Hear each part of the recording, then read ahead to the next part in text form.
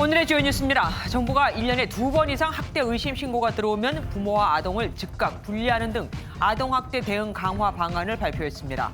더불어민주당이 사전 위탁 보호제 입법화 방침을 밝혔지만 문재인 대통령의 입양 취소 발언 논란은 사그라지지 않고 있습니다. 김진욱 초대 공수처장 후보자가 파견 검사를 받지 않겠다며 검찰과 거리를 두겠다고 밝혔습니다. 윤석열 검찰총장이 수사 대상 1호가 될 수 있느냐는 질문에는 모든 가능성이 열려 있다고 답했습니다. 코로나19로 재택근무는 물론 집콕 생활이 늘면서 코로나 신인류라는 말까지 나왔습니다. MBN이 29살 미혼 직장인과 초등학교 1학년 새내기의 달라진 일상과 고충을 통해 코로나 전쟁 1년을 되돌아봤습니다. 울산 국공립 어린이집에서 3살 아이가 물 7잔을 연거푸 마신 학대 사건을 재수사했더니 80건이 넘은 추가 학대가 드러났습니다. 경찰은 부실 시사를 인정했습니다. MBN이 단독 보도합니다. 새벽에 인천의 중고차 수출 단지에서 원인을 알 수 없는 불이 나 중고차 80여 대가 탔습니다. 인근 모텔에서는 투숙객 40여 명이 대피하는 소동이 벌어졌습니다. 중소기업 벤처부를 포함해 너댓 개 부처 개각설이 나오면서 박영선 장관의 서울시장 출마가 임박한 것으로 보입니다. 김종인 국민의힘 비대위원장은 안철수 국민의당 대표가 제안한 입당 없는 개방형 경선을 거부했습니다.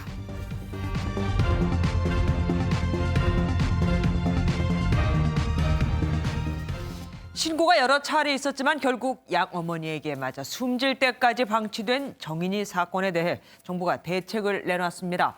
아동학대 전담 공무원의 교육 시간을 늘리고 3월부터는 2회 신고된 즉각 분리 제도를 시행한다는 게 골자입니다. 첫 소식 정태진 기자가 보도합니다. 생후 16개월 만에 양부모의 학대로 숨진 정인이 사건은 세 차례 아동학대 의심 신고가 있었습니다. 어린이집에서 멍을 보고 신고했고 양부모의 지인이 차 안에 가둬두는 걸 보고 신고했고 영양상태 부족으로 소아과 원장이 신고했습니다. 이를 조사한 경찰은 양부모 진술에만 의존했고 정인이의 죽음을 막지 못했습니다. 이에 보건복지부가 발표한 대책의 핵심은 아동학대를 전담할 공무원과 경찰의 전문성 강화입니다. 전담 공무원의 교육 시간은 160시간으로 2배 늘리고 학대 예방 경찰관은 관련 학위를 취득하도록 지원합니다. 아동학대에 대한 인식 자체가 부족했다고 본 겁니다. 세 차례 학대 신고가 있어야 양부모와 분리할 수 있던 기존 규정도 1년 이내 2회 이상 신고로 바꿔 3월부터 즉각 분리합니다. 사안이 중대한 경우 1회 신고 시에도 바로 분리가 가능하고요. 2회 신고 시에 예를 들어서 어떤 뚜렷한 징후가 있다든지 하는 경우에는 즉시 즉각 분리를 시행할 수 있습니다. 현재 입양기관에서 관례적으로 활용하고 있는 사전 위탁 보호는 입법을 통해 제도화할 예정입니다. 2019년 정부가 파악한 아동학대 건수는 약 3만 건. 이 중 사망한 아동은 42명입니다. MBN 뉴스 정태진입니다. 정부가 발표한 대책은 아동학대 신고 현장에 경찰과 지자체 공무원이 함께 출동하는 등 초기 대응 강화에 방점이 찍혀 있습니다. 하지만 전담 공무원의 동행은 의무도 아니고 현장에서 아이가 크게 다친 게 아니라면 부모와의 즉시 분리도 현실적으로 쉽지 않습니다. 이렇게 해서 제2의 정인이가 나오지 말란 법은 없다 이거죠. 유호정 기자가 보도합니다. 오는 3월부터 시행되는 즉각분리 제도는 1년에 2회 이상 신고가 들어오고 뚜렷한 징후가 있으면 바로 집행할 수 있습니다. 첫 신고라도 사안이 매우 심각할 경우 즉각 분리할 수 있는 겁니다. 문제는 뚜렷한, 매우 심각과 같은 모호한 기준입니다. 기존에도 뚜렷한 징후가 있으면 분리했었습니다. 뚜렷하게 피를 흘린다든가 이러면 설마 경찰들이 2회까지 기다리겠습니까? 뭔가 상처가 없는 방임의 경우는 어떻게 할 것이냐. 아동학대는 현장성이 있는 경우도 있겠지만 없는 경우가 더 많거든요. 부모가 거짓말을 하면 현장에서는 판단을 내리기 어려운데 이에 대한 보완책은 미흡합니다. 인류적인 횟수가 중요한 게 아니라 그 상황을 판단하고 사태의 심각성을 전문적으로 판단해서 결정을 내려야 되기 때문에 오히려 현장에 상당히 부담이 될 수도 있겠다는 생각입니다. 경찰과 공무원 동행 출동이 원칙이지만 의무는 아닙니다. 수사권이 없는 공무원은 더 위축될 수밖에 없습니다. 없는 공무원들이 가서 그 당시 아동학대가 발생하는 현장에서 바로 부모랑 분리를 할 수 있는 게 현실적으로 불가능하니까. 정작 눈에 보이지 않는 학대 징후를 확인할 절차를 놓쳤다는 지적도 나옵니다. 현장 전문가들은 건강검진과 발달검사를 통해 아이의 몸이 보내는 구조 신호를 확인해야 한다고 꾸준히 제안해왔습니다. 기대 효과가 없는 건 아닙니다. 지금은 문을 안 열어주면 확인이 안 되거든요. 어느 정도의 자율성을 주는 방향으로 법이라든가 시행령이 그러니까 개정이 됐을 경우에는 이제 책임의 감면이라든가 아니면 위법성 조각 사유를 좀 주장할 수는 있겠죠. MBN 뉴스 유호정입니다. 문재인 대통령의 입양 발언 논란이 일파만파 퍼지고 있죠. 아동학대의 원인을 입양제도 문제에서 찾는 것이냐면서요. 그러자 청와대는 대통령에게 아동 반품이라는 의식은 없다고, 또 민주당에서는 사전 위탁제도 의무화를 추진하며 수습에 나섰습니다. 국민의힘은 그런 사고를 할 수 있다는 것 자체가 말이 안 된다며 대통령의 사과를 요구했습니다. 안보람 기자입니다. 더불어민주당은 문재인 대통령의 입양 발언에 대해 사전 위탁 보호제를 의무화하는 방안을 추진하기로 했습니다. 한국에서는 양부모의 동의 하에서만 관례적으로 활용되고 있으나 이를 입양 전 필수 절차로 의무화하는 방안을 적극 검토하겠습니다. 사전 위탁 보호제는 입양 전 의무 절차는 아니지만 약 6개월 동안 아동이 예비부모와 애착 관계를 쌓고 적응하기 위해 활용되는 제도입니다. 국민의힘은 대통령의 반인권적인 인식이 드러났다며 사과를 요구했습니다. 발언의 맥락이 사전 위탁 보호제도와 맞닿아 있지도 않을 뿐더러 부지불식간이라도 사고의 바탕에 깔려있는 대단히 반인권적인 인식의 일단이. 이에 대해 민주당 김두관 의원은 아동학대를 없애야 한다는 것이 대통령의 진의인데도 일부러 트집을 잡고 있다고 비판했습니다. 시민단체에서는 사전 위탁 보호제가 필요하지만 사태 수습용으로 급하게 추진해선 안 된다고 강조했습니다. 입양의 맨 시작부터 더 책임 있고 어떤 기관의 이익과 결부되지 않는 그 공공에서 이 입양을 책임지고 그것을 전담할 수 있는 전문가도 같이 만들어져야. 온라인에서는 아동학대의 원인을 입양제도에서 찾는 것이라며 대통령의 발언 취소를 요구하는 서명운동이 벌어졌습니다. MBN 뉴스 안보라입니다. 정부가 아이를 입양하기 전 최후 검증 과정으로 사전 위탁 제도를 도입하기로 했죠. 그럼 입양 제도를 보완할 수 있는 것인지, 입양아 학대 문제가 해결되는 것인지 궁금합니다. 이건희 기자가 좀 더 얘기 나눠보도록 하겠습니다. 어서 오십시오. 네. 어제 대통령이 기존 입양 제도에 대한 문제점을 짚어보고 나서 그리고 보완이 필요하다고 했는데 그 직후에 여당하고 보건복지부가 사전 위탁 제도라는 걸 꺼내 들었습니다. 네, 그렇습니다. 어제 문재인 대통령 발언을 먼저 들어보시죠. 또 입양 부모의 경우에도 이렇게 마음이 변할 수가 있기 때문에 일정 기간 안에는 입양을 이렇게 다시 취소한다든지, 또는 여전히 입양하고자 하는 마음은 강하지만 그 아이하고 맞지 않는다고 할 경우에 입양 아동을 또 바꾼다든지. 네, 이 발언 직후 논란이 되자 청와대가 해명을 했습니다. 입양이 확정되기 전 양부모 동의하에 관례적으로 활용하는 사전 위탁 보호 제도 등을 보완하자는 취지라고 밝혔습니다. 사전 위탁 보호 의무화를 보건복지부가 미리 준비를 했던 것인지는 알 수 없지만 대통령 발언으로 신속하게 입법 절차를 밟게 될 것으로 보입니다. 그러게요. 정말 하루 만에 바로 나왔습니다.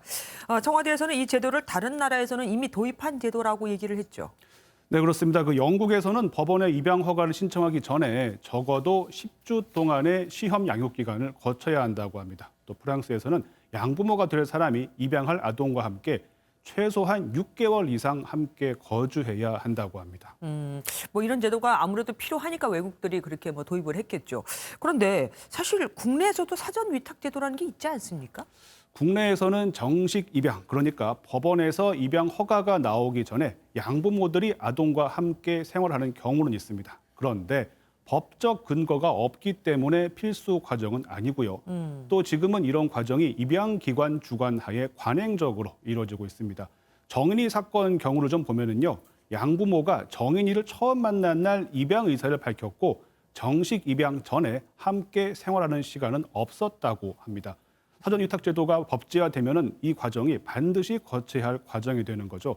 정식 입양 전에 부모 자격이 있는지 실제 생활을 통해 심사를 거치게 되는 셈인 만큼 어느 정도 긍정적 효과는 있을 것으로 보입니다. 근데 입양을 원했던 그 양부모가 아이를 좀 같이 키워보다가 나랑 안 맞네. 그래서 그냥 포기할 수도 있는 거 아니겠습니까? 그럼 아이한테 큰 상처가 될 텐데요. 네, 오늘 그 보건복지부가 안 그래도 이 제도 취지에 대해서 좀 추가 설명을 했는데요. 예비 입양 부모가 해당 아동을 적절히 양육할 능력이 있는지를 마지막으로 확인하는 제도라는 게 보건복지부의 설명입니다. 물론 그렇다 하더라도 아이를 마음에 들어하지 않는 부모가 이 제도를 악용할 가능성이 있습니다. 예. 고의로 양육을 소홀히 한다거나 양육할 자격이 없다 이런 식으로 억지 주장을 할 수 있다는 건데요. 이런 부작용을 어떻게 방지할지가 남은 과제입니다. 지금 말씀한 내용이 어른이, 그러니까 부모가 내가 이 아이를 키울까를 결정하는 얘기입니다. 반대로 아동 관점에서 그 양부모가 나한테는 맞지 않고 나는 싫다라는 표현을 어떻게 할 수 있는 방법이 없을까요? 아이들은 그런 표현을 하기가 참 쉽지 않잖아요.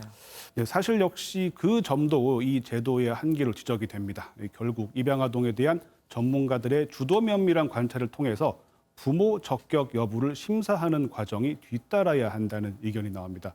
또 부모가 바뀔 경우에 대비해서 아동의 혼란을 막는 대비책도 반드시 필요합니다. 무엇보다 사전 위탁 제도는 양부모와 아동이 서로 다가가는 기회로 인식되어야 하지 아동을 교체할 기회를 주는 개념으로 이해되어서는 절대 안 된다는 게 많은 전문가들의 이야기입니다. 사실 부모도 아이를 키우면서 자기도 배우고 하는데 말이죠. 맞습니다. 여기까지 듣겠습니다. 지금까지 이권일 기자였습니다. 어제 문재인 대통령이 지자체 차원의 재난지원금에 대해 사실상 이재명 경기지사의 손을 들어줬죠. 그러자 경기도는 전도민에게 10만 원씩을, 제주도는 50만 원 선별 지급하기로 했습니다. 하지만 돈이 없는 지자체는 주고 싶어도 줄 수가 없죠. 지역 간 형평성 논란도 일고 있습니다. 선한비 기자가 보도합니다.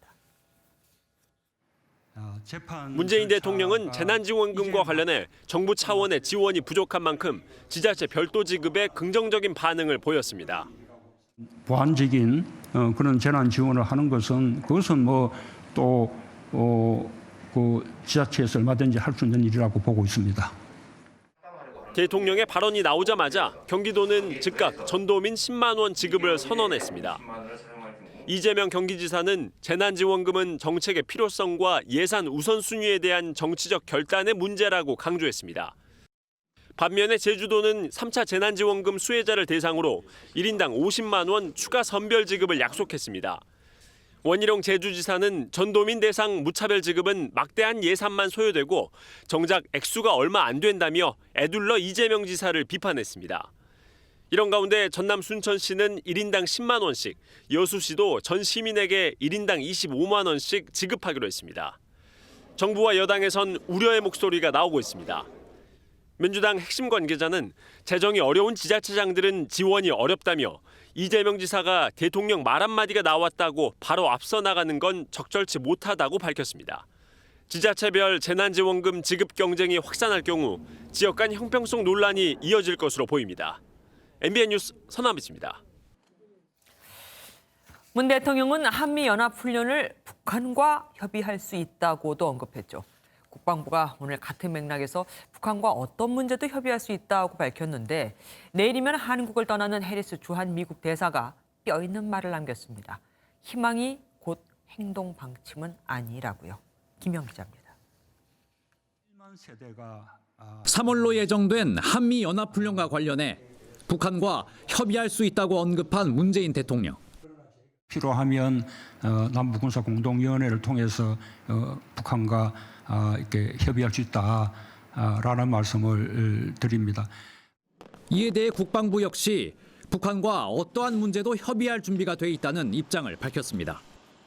지난 2018년 남북이 합의한 9.19 군사합의에 명시된 내용이라고도 덧붙였습니다. 우리 군은 남북 간 군사적 긴장 완화를 위한 어떠한 문제도 남북 군사공동위원회 등 군사회담을 통해 협의해 나갈 수 있다는 입장입니다. 그러나 한미 동맹 포럼에 참석한 해리스 주한 미국 대사는 북한의 군사적 위협을 기억해야 한다며 경계의 메시지를 남겼습니다. We hope for diplomacy with North Korea to be successful. We all can recognize that hope alone is not a course of action. US-ROK alliance activities and trainings are designed to support peace on the peninsula and in the region. 바이든 행정부 출범으로 내일이면 임기를 마치는 해리스 대사는 한미 동맹 훈련은 준비 태세를 유지하고 경계를 풀지 않기 위해 설계된 것이라며 준비되지 않았을 때 벌어진 선례로 6.25 전쟁을 언급하기도 했습니다. MBN 뉴스 김현입니다. 인사청문회에서 김진우 고위공직자 범죄수사처장 후보자가 공수처에 검찰 파견을 받지 않겠다고 밝혔습니다. 검찰과 거리두기를 확실히 하겠다. 검찰의 수사 관행과는 정반대로 가겠다고 한 건데 수사 노하우가 있는 검찰을 빼고 수사를 잘할 수 있을까요? 나중에 곤란해지는 건 아닌지 우려도 나옵니다. 이혁근 기자입니다. 선서를 마친 김진욱 후보자는 공수처가 검찰의 독점을 허물 것이라고 말했습니다. 공수처는 지난 수십 년 동안 검찰이 수사권과 기소권을 독점해온 체제를 허물고 형사사법 시스템의 일대 전환을 가져오는 헌정사적인 사건입니다. 검찰의 수사 관행에서도 벗어나겠다고 언급했습니다. 표적 수사, 별건 수사, 먼지털이 수사, 공수처는 그런 수사 관행에서 탈피하는 새로운 수사의 모델을 공수처 인적 구성에 대해서도 검찰과 일정 거리를 두겠다는 입장입니다. 검찰 출신들이 와서 검사를 수사하게 됐을 때 친정식구 감싸기나 그런 것이 있지 않을까 걱정사. 현직 검사는 제 생각에는 파견을 받지 않으려고 생각하거든요. 그래서 다만 공수처 2인자인 차장에는 검찰 출신과 비검찰 출신 모두 가능하다고 설명했습니다. 청문회를 거쳐 김 후보자가 공수처장에 취임하게 되면 맨 먼저 자신과 호흡을 맞출 차장 찾기에 나설 것이란 전망이 나옵니다. MBN 뉴스 이혁근입니다. 김진욱 후보자 청문회에서는 윤석열 검찰총장이 첫 번째 공수처 수사 대상이 될 수 있는가에 대해서도 야당의 공세가 이어졌습니다. 김 후보자는 부동산 투기를 위해 위장 전입을 했다는 의혹에 대해서는 관련성을 부인하면서도 사과했습니다. 신재우 기자가 보도합니다. 국민의힘은 윤석열 검찰총장이 공수처 수사 대상 1호가 되지 않겠느냐며 김진욱 후보자의 답변을 요청했습니다. 김 후보자는 모든 가능성은 열려 있다면서도 원칙에 따라 결정하겠다고 말을 아꼈습니다. 모든 가능성을 열어놓고 대신 제가 약속드릴 수 있는 것은 어떤 정치적인 고려를 하거나 하지 않고 사실과 법에 입각해서 그냥 그렇게 하겠습니다. 이 과정에서 야당 의원이 윤 총장 수사 관련 인터뷰를 했었던 한 여권 의원을 겨냥한 발언을 하자 한때 신경전이 벌어졌습니다. 여권 의원만 하더라도 거리낌 없이 공수처 수사 1호 대상 바로 윤석열 검찰총장으로 꼽았습니다. 도발을 해올 줄은 몰랐는데 오늘 이 자리에서까지 다시 이런 왜곡이 저질러지고 있는 것에 대해서 굉장히 유감을 표합니다. 김 후보자가 미공개 정보를 이용해 한 코스닥 상장사 주식을 저가에 취득했다는 의혹에 대해선 해당 기업 대표가 참고인으로 나와 직접 해명했습니다. 공시할 때는 저희들이 이 내용을 다 넣어갖고 공시됐고 금감원에서는 그 내용을 다 받아주시고 더 이상의 요청하지 않아서 저희들은 거기서 끝냈습니다. 부동산 투기를 위해 동생 등의 명의로 위장 전입하고 미국 연수 중 육아휴직을 연장했다는 의혹에 대해 김 후보자는 연관성을 부인하면서도 국민 눈높이에 안 맞는 행동이었다며 사과했습니다. MBN 뉴스 신재우입니다.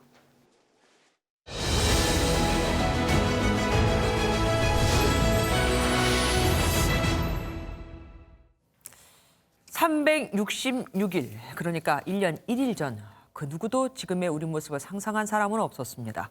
코로나19 첫 환자 발생 이후 너무나 달라진 대한민국의 일상.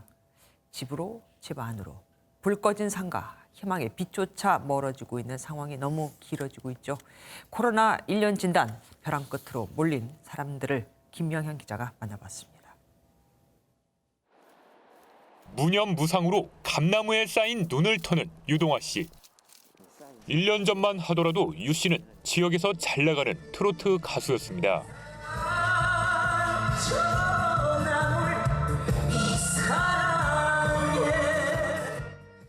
코로나19는 유 씨를 실직가장으로 만들어버렸습니다. 아내가 운영하는 식당에 나가 일을 돕기도 했습니다. 하지만 코로나19 사태가 장기화되면서 아내의 식당은 결국 문을 닫게 됐습니다. 행사 취소에 사라진 축제. 목을 풀어보거나 혹시나 하는 마음에 무대 의상을 정리하는 게 일과입니다. 주위 이제 그 딸기 하우스를 가든 지역에서도 아마 일거를 찾아봐야 될 것 같아요.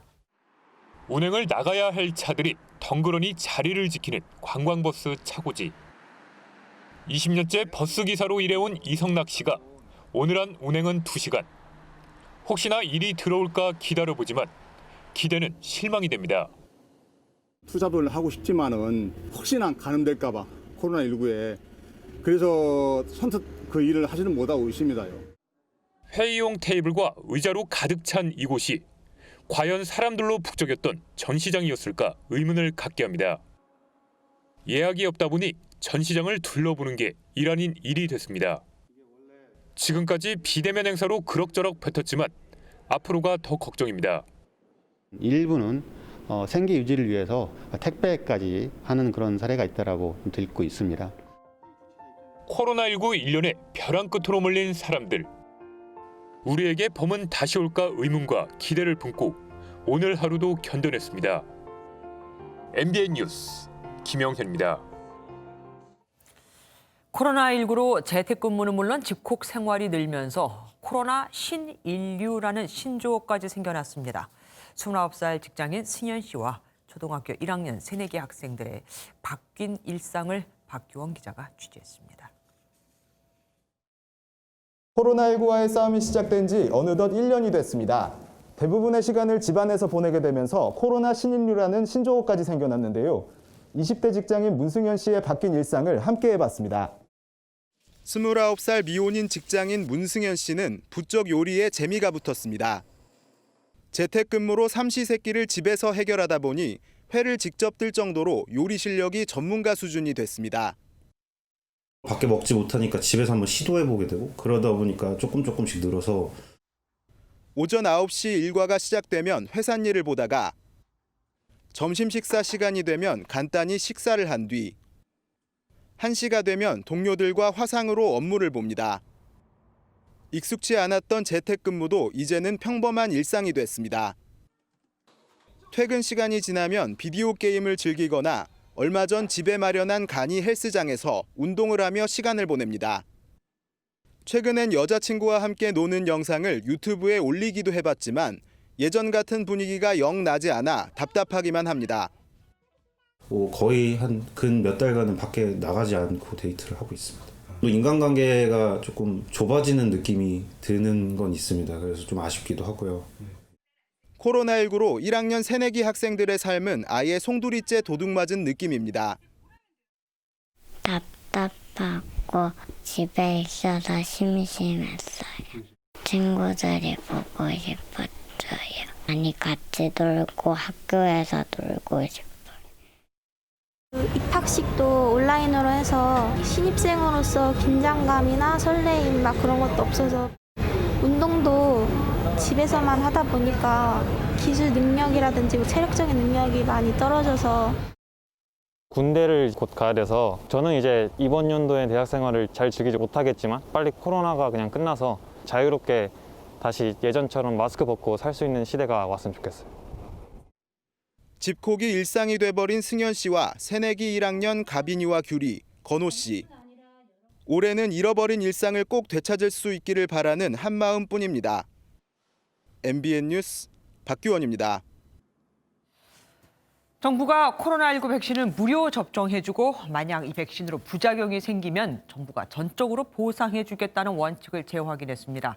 국가 피해 보상 체계를 구축하겠다는 겁니다. 강재문 기자가 보도합니다.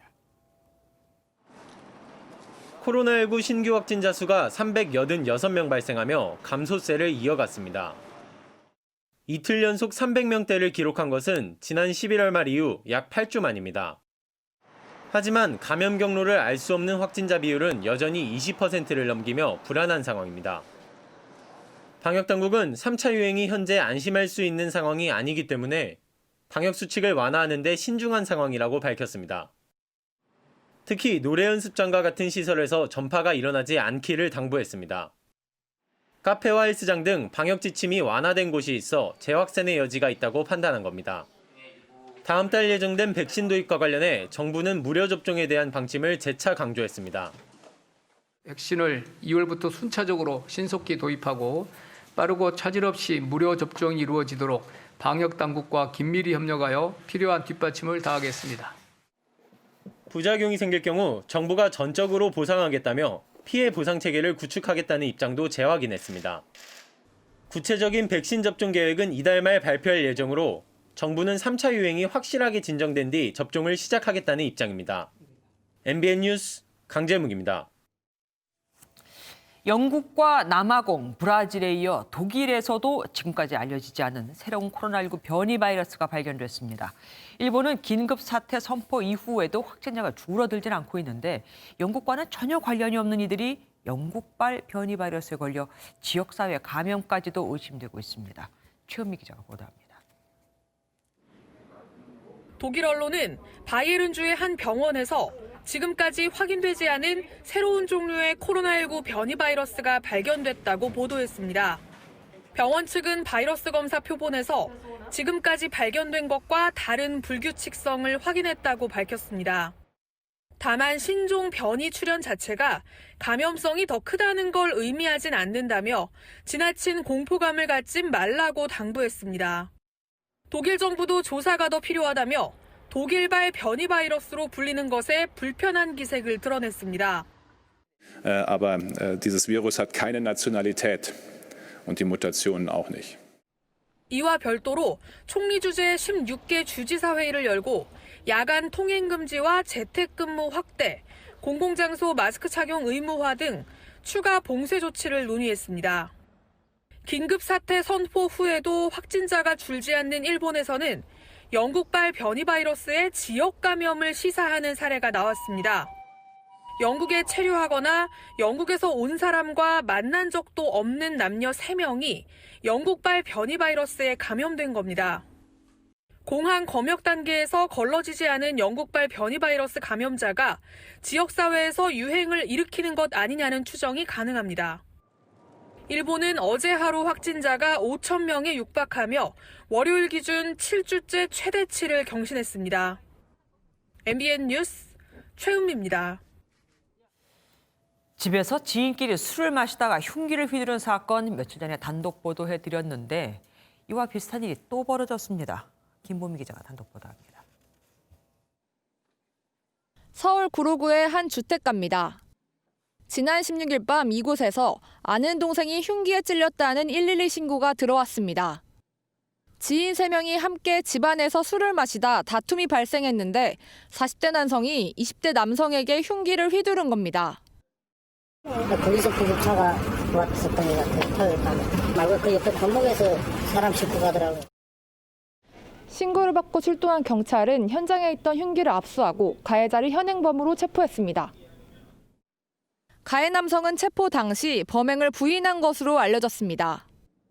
피해 남성은 곧바로 인근 병원으로 이송돼 치료를 받았고 다행히 생명에는 지장이 없는 것으로 전해졌습니다. 가해 남성은 중국 국적이었는데 경찰은 범행 사실을 대사관에 통보했습니다. 경찰은 가해 남성을 살인미수 혐의로 입건하고 정확한 범행 경위를 조사하고 있습니다. MBN 뉴스 김봄입니다. 울산 국공립 어린이집에서 3살 아이가 물고문에 가까운 학대를 당했지만 경찰이 이를 대수롭지 않게 넘겨버려 부실 수사 의혹이 일었었죠. 경찰이 재수사를 해봤더니 80건 이상의 추가 학대가 드러났습니다. 경찰은 뒤늦게 부실 수사를 인정했습니다. 박상호 기자가 단독 보도합니다. 어린이집 교사가 3살 남자아이를 앉혀놓고 컵에 물을 따라줍니다. 아이가 물을 다 마시자 또 따라줍니다. 주전자 물이 바닥날 정도로 연거푸 6잔을 먹이고 다른 물통을 꺼내 한 컵 더 줍니다. 나흘 전에도 13분 동안 무려 7컵의 물을 억지로 마신 아이는 물을 토하고 경련까지 일으켰습니다. 그런데 이게 다가 아니었습니다. 경찰이 확보한 35일간의 CCTV에는 며칠을 빼고 거의 매일 이런 행위가 찍혀 있었습니다. 엄마 물을 먹으면 배가 아파. 이 아이가 왜 물을 먹으면서도 배가 아프다고 얘기했는지가. 1년 전 이 모습을 대수롭지 않게 본 경찰은 뒤늦게 이를 범죄 혐의에 포함시킨 것으로 전해졌습니다. 재수사로 드러난 학대 혐의만 83건, 이미 검찰에 넘어간 혐의를 합치면 100건이 넘습니다. 경찰은 애초 수사가 완벽하지 못한 부분이 있었다며 에둘러 부실 수사를 시인했습니다. 사건을 다시 넘겨받은 검찰은 재판을 미루고 공소장 변경을 검토 중인 것으로 알려졌습니다. MBN 뉴스 박상호입니다. 오늘 새벽 인천의 한 자동차 수출 단지에서 원인을 알 수 없는 큰 불이 났습니다. 인명피해는 없었지만 단지 안 차량 80여 대가 잿더미가 됐고 화재 현장 주변 모텔 투숙객 40여 명이 대피하는 소동이 벌어졌습니다. 윤기란 기자가 보도합니다.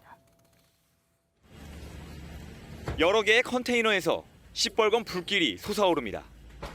소방관들이 서둘러 물줄기를 뿜어보지만 폭발음이 들리고 불은 꼼짝도 하지 않습니다. 이게 잘 안 꺼지네. 오늘 새벽 2시 20분쯤 인천 송도의 한 중고차 수출 단지에서 큰 불이 났습니다. 인명 피해는 없었지만 단지 안에 다닥다닥 붙은 차량 80여 대와 컨테이너 11개 동이 폭탄을 맞은 듯 시커멓게 타버렸습니다.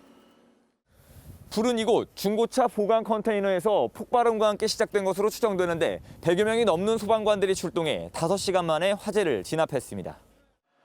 당시엔 바람이 강하게 불어 주변 40여 개 중고차 업체로 불이 올마붙을 수도 있는 위험한 상황이었습니다. 그래서 저희 것만 탔으니 다행이지 만약에 저희 것부터 시작을 해서 이쪽으로 전소가 됐다 그러면 피해가 어마어마했겠죠. 화재 현장 인근 모텔 투숙객 40여 명이 대피하는 소동도 벌어졌습니다. 대포수 같은 게 막 터지고 드시라고 하시는 분도 많아. 놀라서 나왔다가 지켜보다가 다시 또 들어간 사람들. 경찰과 소방당국은 새벽 시간 갑자기 불이 시작된 원인을 조사하고 있습니다. MBN 뉴스 윤기란입니다. 고추의 열매와 잎을 수확하고 남은 줄기를 고추대라고 하는데요. 이 고추대를 차로 만들어 마시면 면역력을 강화해 코로나19 예방 치료 효과가 있다고 광고를 해온 한의사가 적발로 했습니다. 한약재를 다루는 시장에서까지 고추대를 판매하고 있는데 고추대는 아예 식용 불가 상품이라 잔류 농약조차 검사를 하지 않습니다. 아예 기준이 없는 거죠. 강대엽 기자가 보도합니다.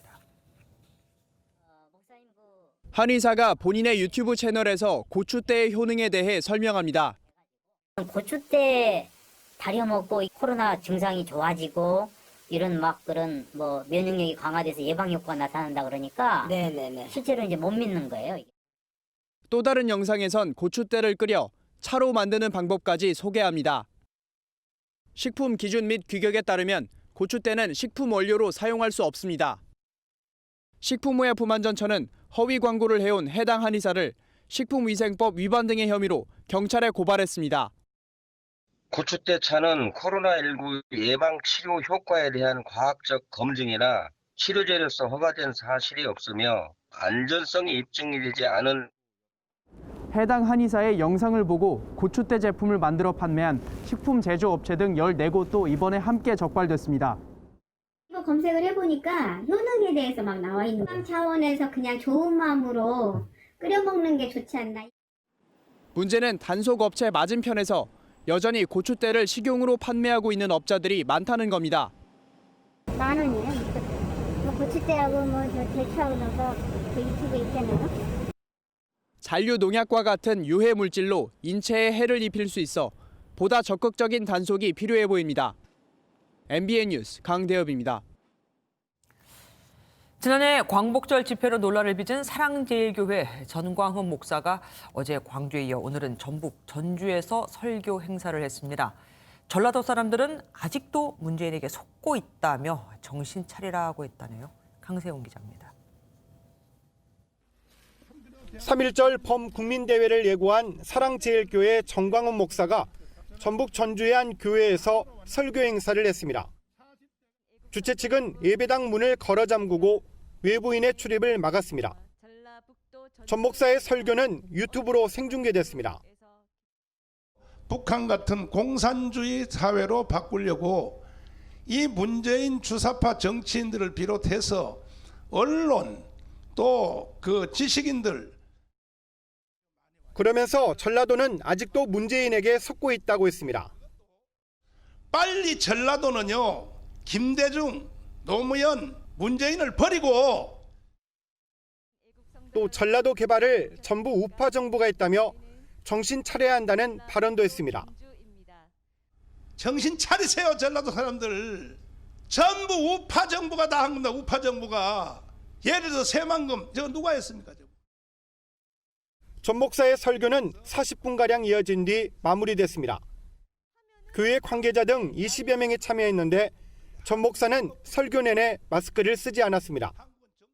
전 목사는 행사를 마치고 가진 기자회견에서 3.1절 범국민대회 강행의 뜻을 분명히 했습니다. 전 목사는 내일 대전에서 설교를 이어갈 예정입니다. MBN 뉴스 강세훈입니다.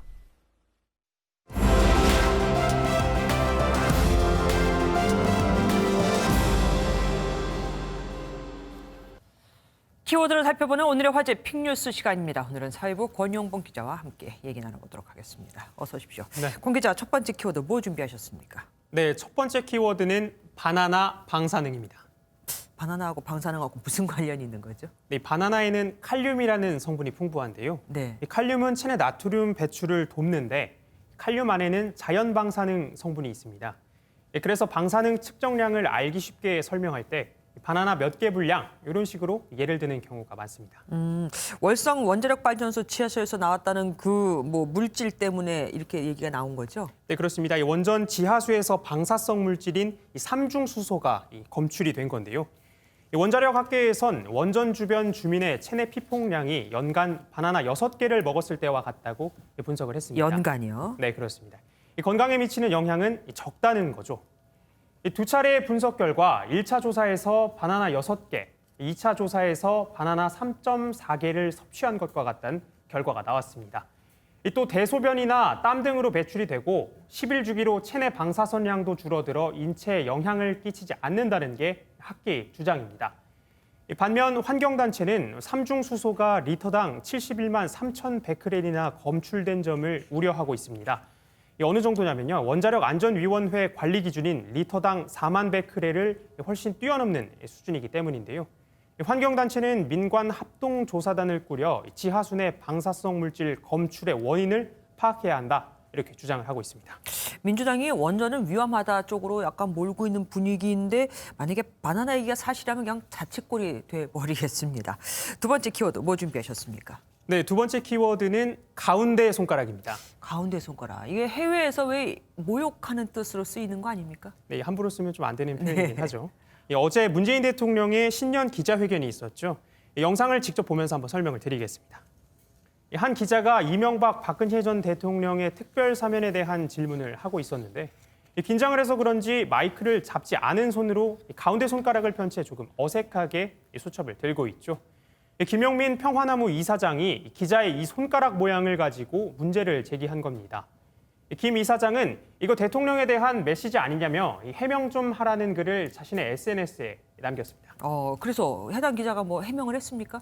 네, 해당 기자 대신 이 정치부장이 대신 해명을 그 회사. 했습니다. 네, 예. 그렇습니다. 이 정치부장은 이 밑도 끝도 없는 명예훼손, 얼토당토하는 억측이라며 게시물 그리고 악플을 자제해달라고 반박을 했는데요. 김 이사장은 오히려 정치부장이 지시했느냐 이렇게 맞받아치면서 해당 기자가 직접 답변하라고 거듭 요구를 했습니다. 일부 지지자들 사이에서 이 손가락을 부러뜨려버리겠다는 과격한 반응까지 나오자 청와대도 공식 입장을 내놓았는데요. 강민석 청와대 대변인은 손가락 모독이라고 전혀 느끼지 못했다며 대통령도 불쾌감을 느끼지 않았다고 밝혔습니다. 정작 당사자는 문제가 없었다는 거죠. 네, 세 번째 키워드 뭐 준비하셨습니까? 네, 세 번째 키워드는 일타 강사로 준비했습니다.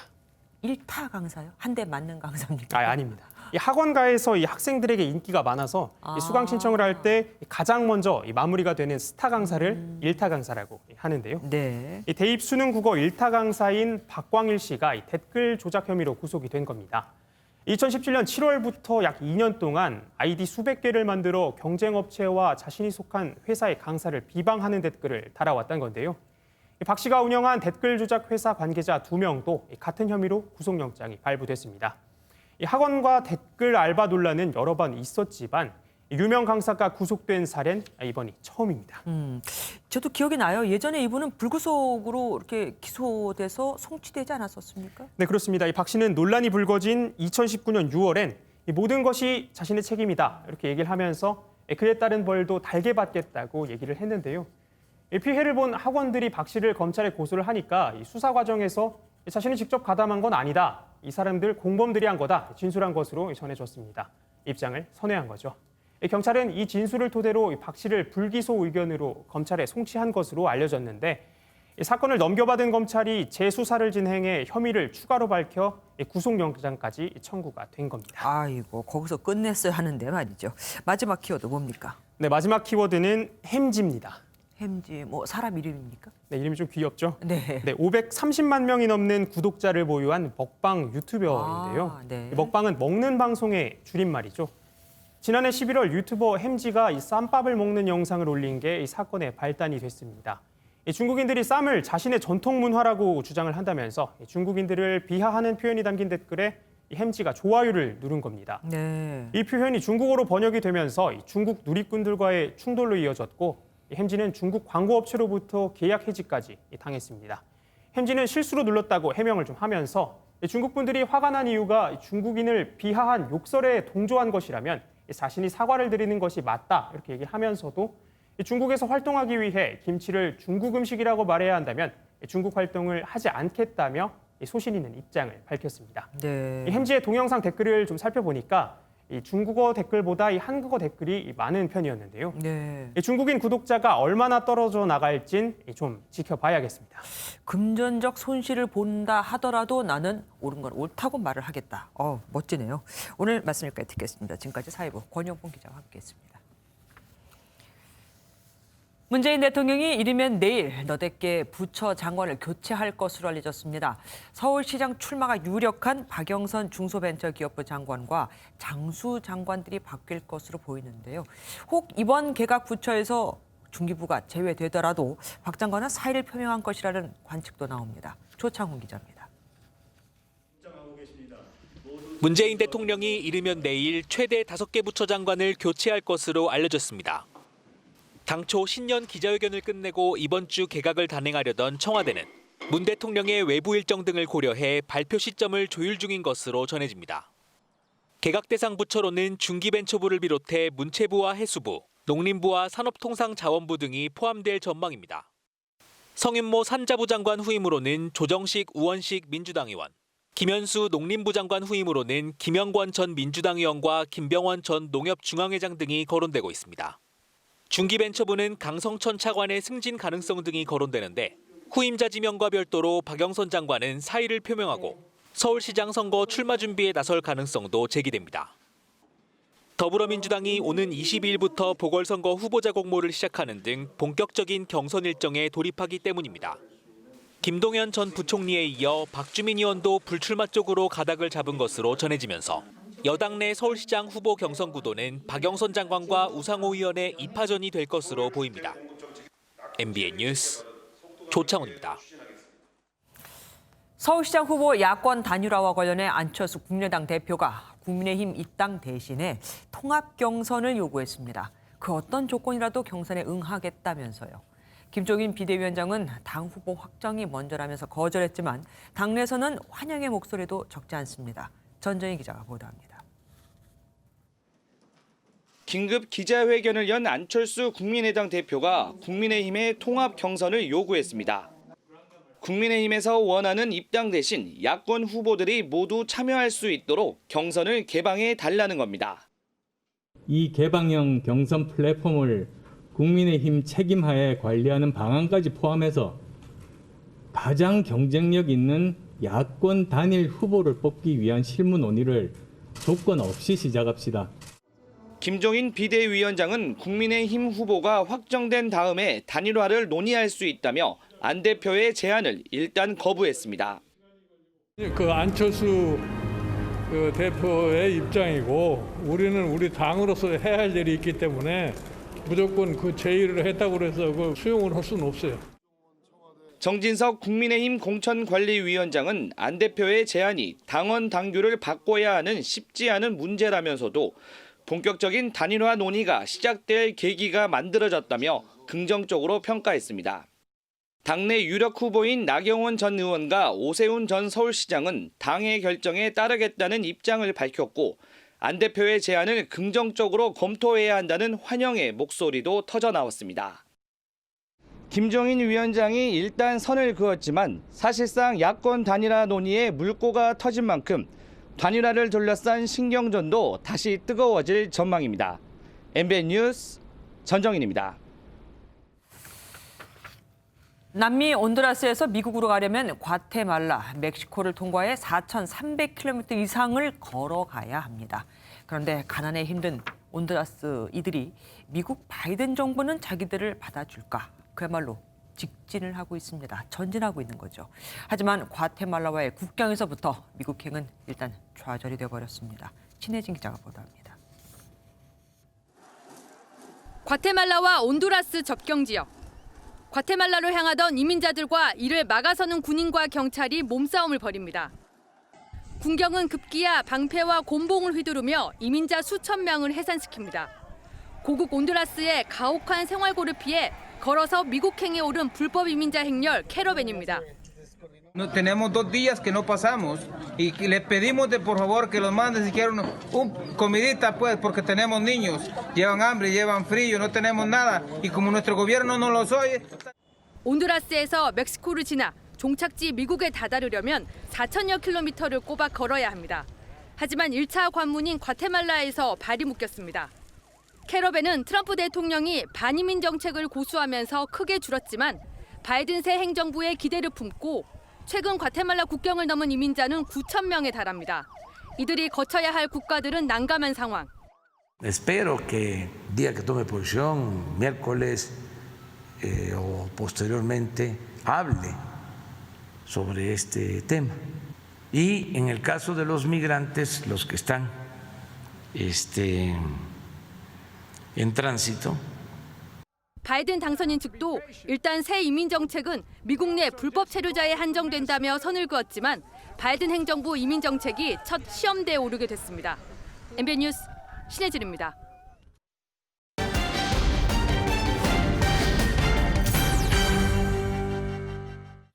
확률형 아이템이라고 들어보셨습니까?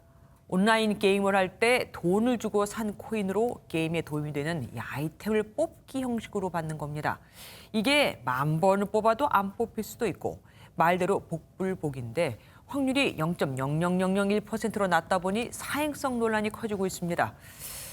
포커스M 박은치 기자가 취재했습니다.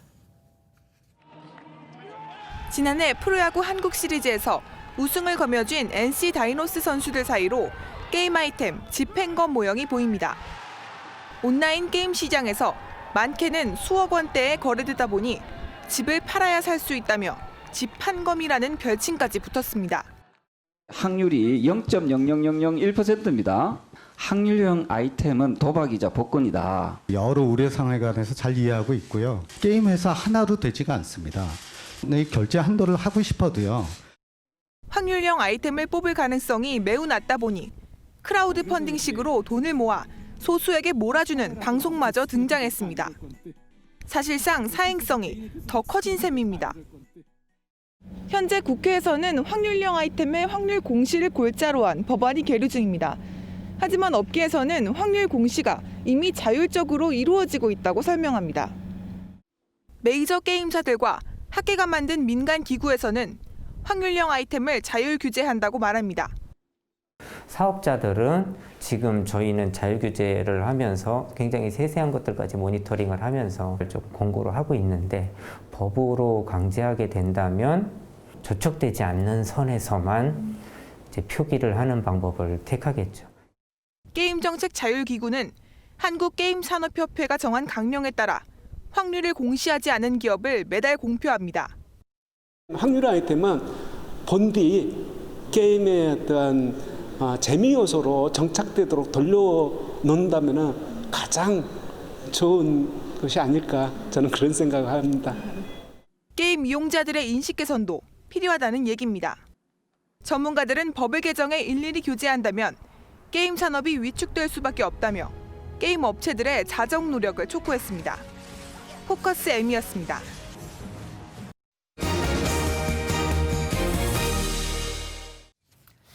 지금 주택담보대출은 35년짜리가 가장 긴 겁니다.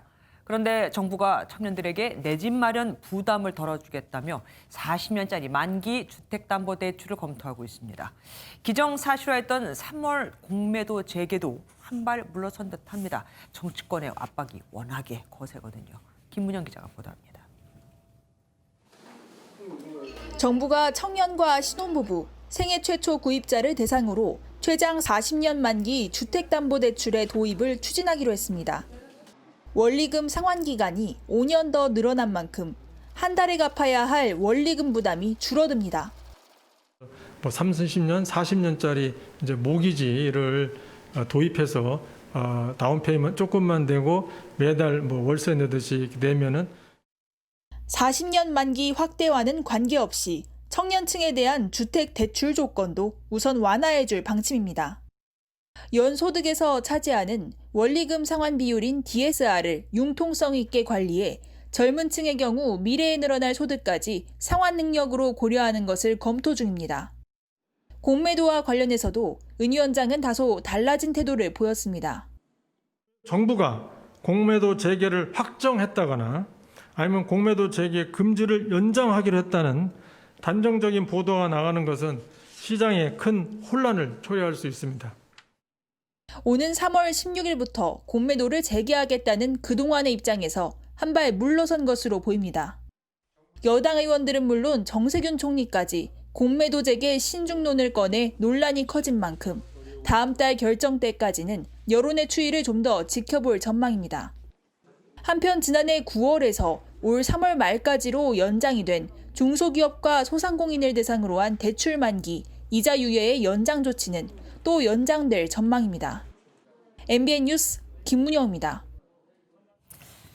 코스피 지수가 2% 넘게 오르며 다시 3,100에 바짝 다가섰습니다. 그런데 주식과 부동산 시장은 이렇게 뜨겁지만 실물 경기, 특히 내수는 여전히 차갑기만 하죠. 그래서 기획재정부가 침체된 경기를 살리는 데 모든 정책 수단을 쓴다는 올해 업무 계획을 내놨습니다. 특히 슈퍼 예산이라 불리는 558조 원 예산 중 63%를 상반기에 집중적으로 집행해 빠른 경기 반등을 노린다고 합니다. 정부는 이 정책이 성공하면 경제 성장률이 마이너스를 벗어나 올해 3.2%까지 높아질 것으로 기대하고 있습니다.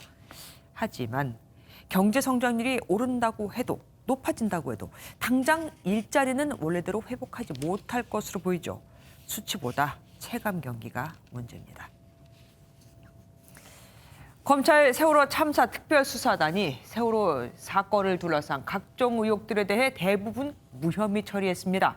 특히 기무사, 국정원의 세월호 유가족 사찰 의혹, 황교안 전 법무부 장관 시절 법무부가 검찰에 외압을 행사했다는 의혹 등에 대해 모두 다 혐의 없음 결론을 내렸습니다. 2년 전 세월호 사찰 의혹으로 조사를 받다가 억울하다며 숨진 이재수 전 사령관은 어쩌죠? 서영수 기자가 보도합니다. 세월호 참사 특별수사단은 사건 당시 우병우 청와대 민정수석과 황교안 법무부 장관 등이 수사팀에 외압을 행사했다고 보기 어렵다고 결론 내렸습니다. 법무부의 의견 제시가 검찰 수사의 독립성과 중립성에 비추어 부적절한 점은 있으나 직권남용에 해당한다고 보기는 어렵다고. 기무사와 국정원이 세월호 유가족을 사찰했다는 의혹 역시 무혐의 처분을 내렸습니다. 정보기관이 유가족에 대한 동향 보고서를 작성한 사실을 확인했지만 미행과 도청, 해킹 등은 확인하지 못했다고 밝혔습니다. 맥박이 뛰는 상태로 구조된 임모군을 헬기로 신속히 구조하지 않아 숨지게 했다는 의혹에 대해선 구조 당시 이미 사망했을 가능성이 높아 관계자들에게 책임을 물을 수 없다고 판단했습니다. 특수단은 세월호 영상 DVR 조작 의혹에 대해선 관련 내용을 특검 측에 넘기기로 했습니다. 앞서 특수단은 지난해 5월 세월호 참사 특별조사위원회의 조사를 방해한 의혹과 관련해 이병기 전 청와대 비서실장 등 9명을 직권남용 권리행사 방해 혐의로 불구속 기소했습니다. 각종 의혹을 전면 재조사해야 한다는 세월호 유가족의 요구 등으로 설치된 특수단은 1년 2개월 동안 성과와 과제를 남기고 마무리됐습니다. MBN 뉴스 서영수입니다. 바이든 당선인의 취임을 하루 앞두고 준비가 한창인 워싱턴 DC는 요새 도시로 변했습니다. 트럼프 대통령은 예고한 대로 취임식에 불참하고 보란 듯이 바이든 앞에서 헬기로 옮겨 타 레드카펫을 깔고 그야말로 황제처럼 자체 퇴임식을 할 거라고 합니다. 자기 쪽 사람들을 대거 사면도 해주고요. 정설민 기자입니다. 취임식이 열리는 의사당 앞 공원인 내셔널몰에 불빛이 밝혀집니다. 코로나19로 참석하지 못하는 국민의 대신에 잔디밭엔 깃발 19만 개가 꽂혔습니다. 워싱턴 DC엔 통상 취임식에 투입되는 병력의 2배인 2만 5천 명의 주 방위군이 투입됐습니다. In coordination with the Secret Service and the FBI, they're screening all the personnel that are coming in. 리허설을 하던 중 인근 노숙자 야영지에서 불이 나 의사당이 한때 봉쇄되기도 했습니다. 바이든 당선인은 델라웨어주 자택을 떠나 워싱턴 DC의 대통령 영빈관에서 하루를 묵게 됩니다.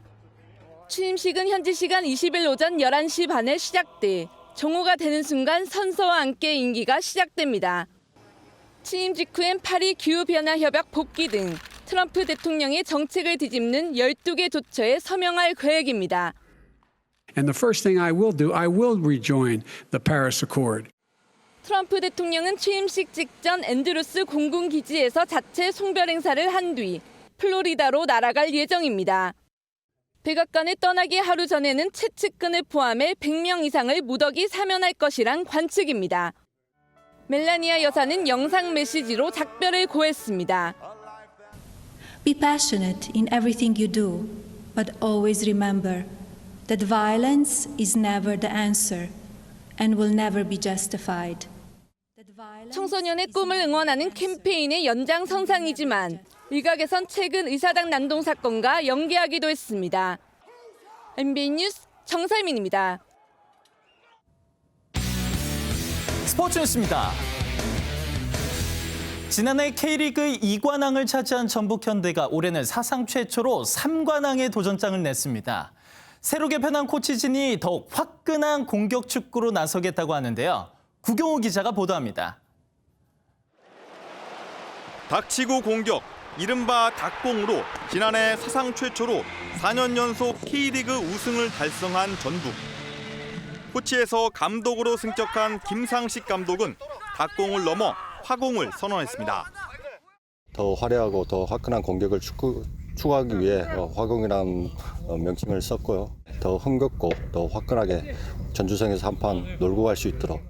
이를 위해 최고 골키퍼였던 이훈재를 시작으로 공격의 김두현까지 부문별 코치를 대거 영입해 김상식 사단, 일명 식사단을 구성했습니다. 지난해 K리그와 FA컵 우승 등 2관왕을 넘어 사상 첫 3관왕에 오르려는 원대한 계획도 품었습니다. 올해는 울산이 가지고 간 아시아 챔피언스 트로피를 저희 전북현대가 가지고 올 수 있도록 그렇게 잘 준비하겠습니다. 지난해 포항에서 19골을 넣은 일류첸코가 올해 전북에서 기대대로 30골을 넣어주면 목표는 가까워집니다. 이제는 전북의 일류첸코입니다. 일류경 선수 파이팅! 대사가사. 새 출발하는 전북이 올해 독주를 넘어 천하를 통일할지 관심이 쏠립니다. MBN 뉴스 구경호입니다. 여자 프로농구에서 5시즌 연속 올스타 팬투표 1위에 선정된 인기짱, 얼짱 김단비 선수가 4라운드 MVP에 선정됐습니다. 올 시즌 포지션을 바꾸고도 변함없는 활약으로 실력장 타이틀까지 거머쥔 김단비 선수를 전남주 기자가 만났습니다. 비디오 분석 시간. 4라운드 MVP에 선정된 김단비에게 축하 케이크가 전달됩니다. 언니 MVP 축하해요. MVP. 4라운드 잘해줘서 고맙고 덕분에 MVP 탈 수 있었습니다. 감사합니다. 김단비는 득점과 도움, 스틸 등 전 부문 빼어난 기록으로 대세 박지수를 제치고 4시즌 만에 값진 결실을 맛봤습니다. 특히 외국인 선수가 없는 올 시즌 파워포워드로 포지션을 변경해 치열한 골밑 싸움을 마다하지 않습니다. 인사이드 들어가는 걸 별로 좋아하지 않았어요. 좀 한 번, 두 번 하다 보니까 더 적극적으로 들어가게 되고. 포지션만 바뀐 게 아니라 신분에도 변화가 생겼습니다. 새댁이 된 지 10개월, 없던 힘도 샘솟습니다. 이걸 어떻게 얘기해야 되지? 뒤에 남편이 있다고 생각이 드니까 더 한 발 더 뛰게 되고 돌아갈 곳이 있잖아요, 남편한테. 5년 연속 올스타 투표 1위에 오른 만인의 연인 김단비. 목표도 남다릅니다. 신한은행의 단백질과 비타민 같은 존재가 되도록 하겠습니다. MBN 뉴스 전남주입니다. 벌써 겨울의 마지막 절기를 앞두고 있습니다. 큰 추위라는 뜻을 지닌 절기상 대안인 내일은 한파가 누그러지겠습니다.